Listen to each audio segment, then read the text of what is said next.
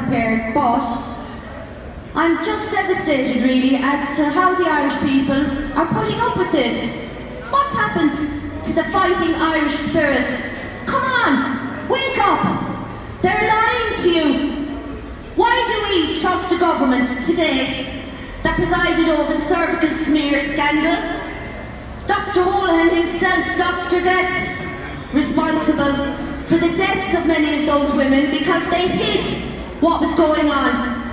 Why do we all of a sudden trust a government that we know to be corrupt, that we know were conspiring against their very own regulations while they were drawing them up? Because they were planning to go to Golfgate at the time. So they were conspiring against their own regulations, but that's good enough for the little people, not the big people, who were on their way to Clifton to sell Ireland down the Swanee. With their bodies, the judges, the vulture funds, all sitting there, unmasked, close to each other, drinking away, laughing and joking. Why are the pubs all closed? Why are the Gardaí threatening any of the licence holders with taking away their licence if they open up?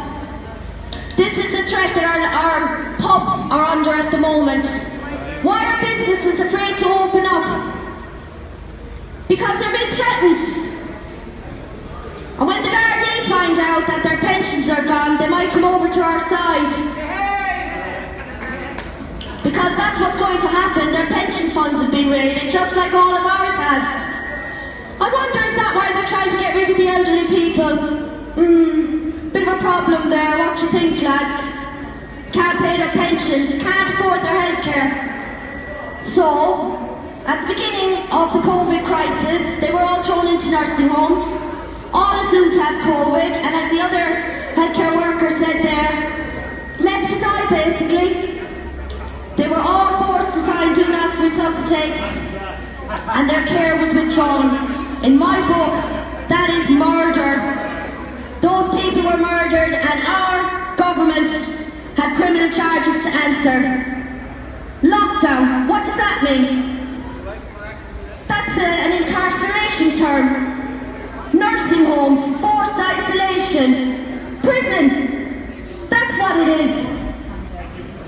I'm a healthcare worker also. I can go into my clients, get up close and personal with my faulty PPE, which I'll go into in a minute, but I can't go in and see my own parents because they are terrified.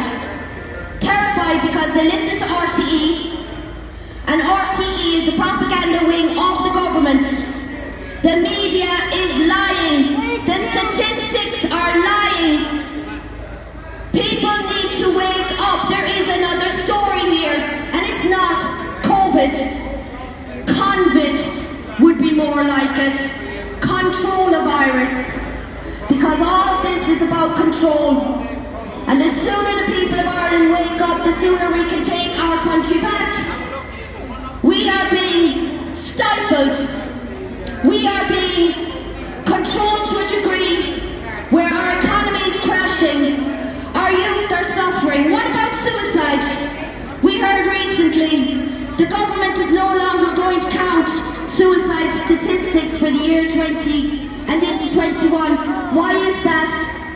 Because we have an epidemic of suicide. People are throwing themselves into the river in Limerick on a daily basis. We don't hear about it.